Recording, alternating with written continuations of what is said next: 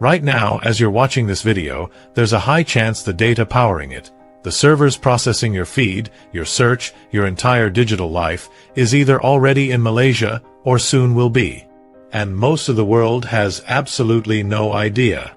In the last 18 months, Microsoft committed $2.2 billion. Google pledged $2 billion. Amazon Web Services announced $6 billion. ByteDance, the Chinese parent company of TikTok, quietly broke ground on a facility in Johor. All in the same country. All at the same time. We're talking about a total wave of investment exceeding $30 billion. In a nation of 33 million people that most Westerners couldn't locate on a map without a hint. So, why Malaysia? And why right now? Because the answer isn't just about tech.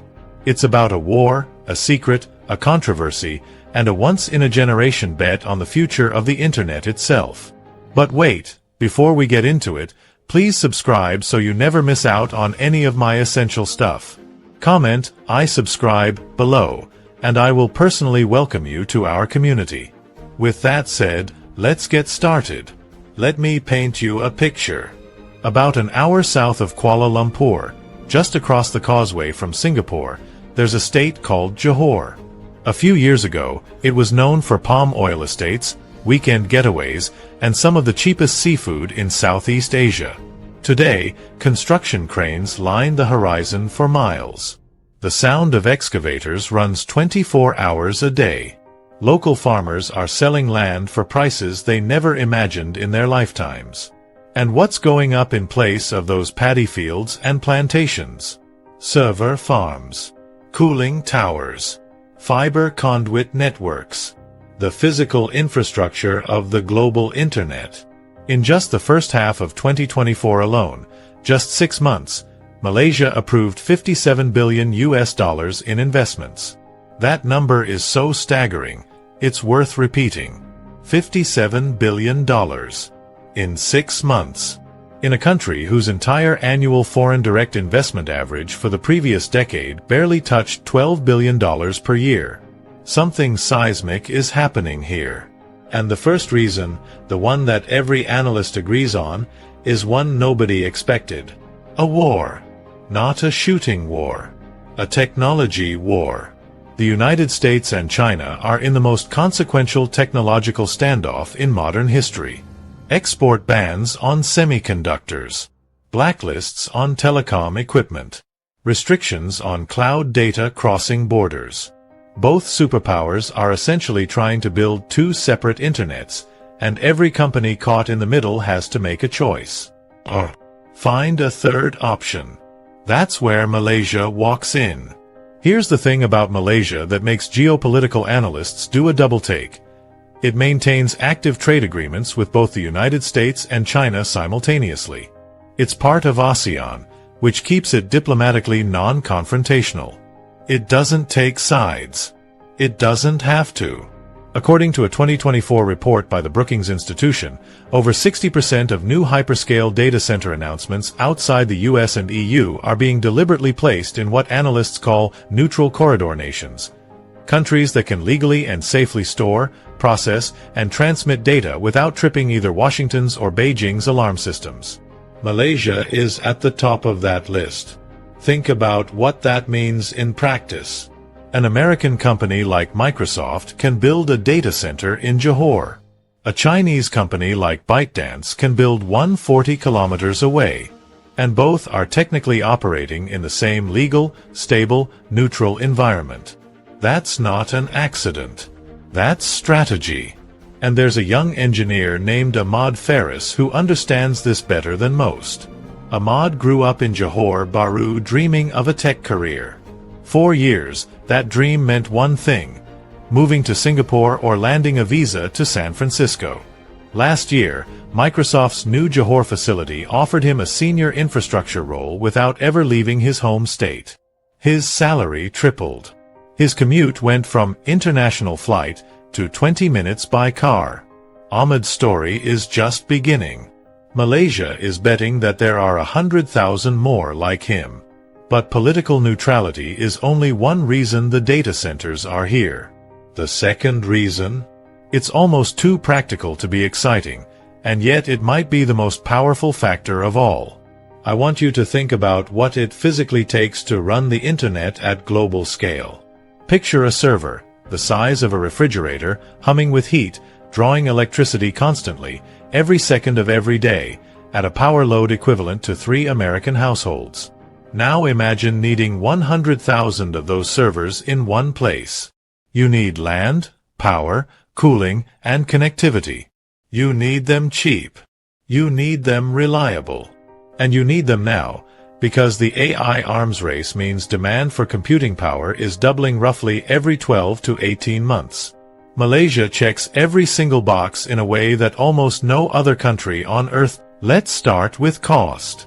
According to the Global Data Center Index published by Turner and Townsend in 2023, Malaysia ranks third in the world for data center construction cost efficiency, behind only India and Poland.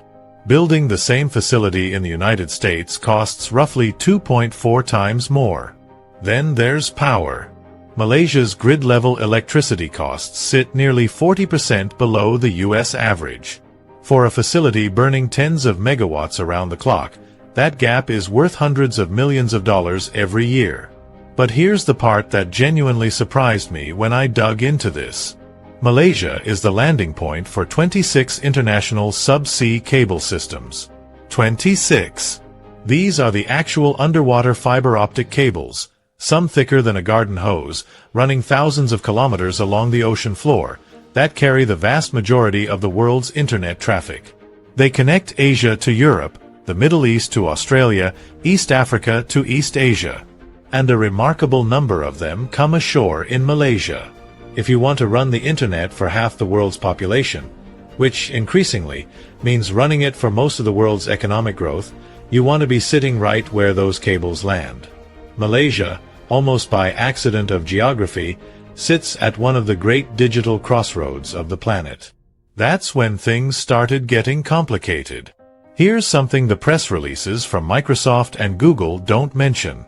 A single hyperscale data center, the kind being built in Johor and Selangor right now, can consume up to 5 million liters of water per day. Not because servers drink water. Because servers generate enormous heat, and the most efficient way to cool them is water, evaporated into the air through massive cooling towers, visible for miles. A 2023 study from the University of California Riverside, published in the journal Nature, found that training a single large-scale AI model, like the kind powering ChatGPT or Google Gemini, consumes the equivalent of 500,000 liters of freshwater. That's not a one-time cost. Every major update, every expansion of the model, every batch of training data, more water. Now consider, Malaysia is in a tropical climate with seasonal rainfall variability. Some regions already face water stress during dry spells. And the data centers going up aren't being built one at a time. They're being built in clusters. In Selangor, one of Malaysia's most water-stressed states, local communities near a major new data center corridor reported a 30% drop in water pressure to residential areas during construction and early operation phases, according to investigative reporting by Malaysia Kini in early 2024. I want you to meet Siti Rahima. She's 58 years old. She's been a rubber smallholder in Selangor for 3 decades, on land her father farmed before her. When a data center complex broke ground 12 kilometers away, nobody knocked on her door. Nobody held a town hall. Nobody sent a letter. The first she heard about it was when her water started coming out brown in the morning. Siti isn't anti-technology. She uses a smartphone. Her grandchildren are on TikTok. She told a local journalist, and I'm paraphrasing here, "I'm not angry about the future. I'm angry that the future doesn't seem to know I exist." That tension, between national economic ambition and local community impact, is real, and it's growing. But here's where Malaysia is actually doing something other countries haven't. In 2024, the Malaysian government announced its Green Data Center policy, which requires all new data center facilities above 50 megawatts to meet mandatory benchmarks on water recycling efficiency and renewable energy integration. Malaysia became one of only 5 countries in the world to legislate these standards rather than just recommend them. It's not perfect. Enforcement is still being tested. But it exists, and that matters. Because the alternative, taking the money with no conditions, is a road several other nations have traveled. And the end of that road isn't always pretty. This is the question Malaysians are starting to ask loudly. Who actually gets rich? Look at what happened in Ireland. In the 1990s and 2000s, Ireland offered low corporate tax rates and a stable English-speaking workforce to attract American tech giants. Google, Meta, LinkedIn, Amazon, they all built their European headquarters in Dublin. Ireland collected billions in tax revenue. It funded hospitals, roads, universities. The Irish economy transformed. Malaysia is being offered a similar deal, but with a crucial difference that critics are watching very carefully. The Malaysian Investment Development Authority projects that this wave of data center investment will create over 100,000 direct and indirect jobs by 2030. That's the headline number. That's what gets announced at press conferences. But researchers at the Khazanah Research Institute, Malaysia's own economic think tank, have flagged a quieter finding. Fewer than 15% of those projected jobs require local talent at senior technical or engineering levels. The rest are construction, security, facilities management, and junior operations roles. That gap matters. Because a country that hosts the infrastructure of the global internet but doesn't produce the engineers, the AI researchers, or the software architects running it isn't building a tech economy. It's building a tech landlord economy. And landlords, as history has shown, rarely end up owning the building. Here's the twist, though, and this is the part that genuinely floored me. The servers sitting in Malaysian data centers right now? They are not storing Malaysian data. They are storing yours. Your Google searches. Your Netflix watch history. Your WhatsApp messages. Your Instagram photos. The AI conversations you've been having.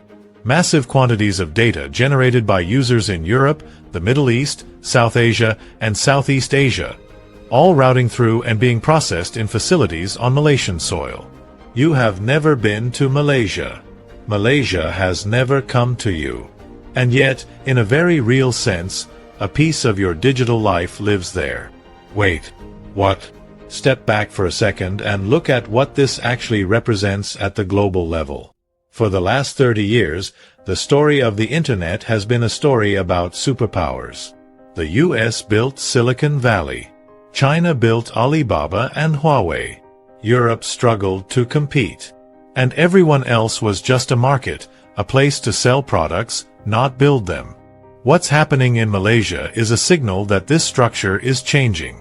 Mid-sized neutral nations, countries with stable governance, strategic geography, affordable infrastructure, and the wisdom to stay out of superpower conflicts, are quietly becoming the new swing states of the digital economy. Not because they invented AI, not because they have the most talent, but because they have something superpowers increasingly lack: optionality. The United States can't build data centers in China. China can't freely operate in Europe. But both of them can operate in Malaysia, the Philippines, Vietnam, and a handful of other Southeast Asian nations threading the geopolitical needle. This is Southeast Asia's moment. And Malaysia, if it plays it right, could be the Switzerland of the digital age. Malaysia has pulled off economic transformations before. In the 1970s and 80s, it was tin and rubber. By the 1990s, it was electronics manufacturing. Penang became the Silicon Island of the East. By the 2000s, it had diversified into services, finance, and petrochemicals. Each time, Malaysia looked at what the world needed, figured out what it could uniquely offer, and moved fast. The question is whether it can do it again. This time, not just as a manufacturer, but as a genuine node of the global knowledge economy. The window is open right now. The cranes are up. The cables are landing. The billions are flowing. But windows don't stay open forever. Here's what I keep coming back to. We spend a lot of time thinking about the internet as something invisible, something that lives in the cloud, somewhere abstract. But the internet is physical. It lives in buildings. It drinks water. It needs land. It employs people. It makes some communities rich and leaves others behind. And the decisions about where it lives, who controls it, and who benefits from it, those are political decisions. Economic decisions. Decisions being made right now.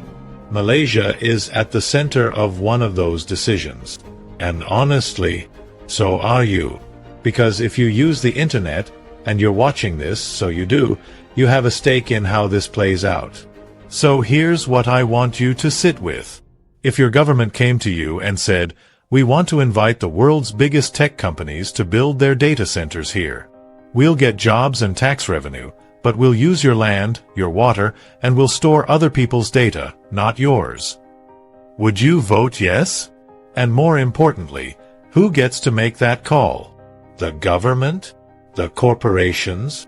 The local communities whose water pressure drops and whose paddy fields disappear?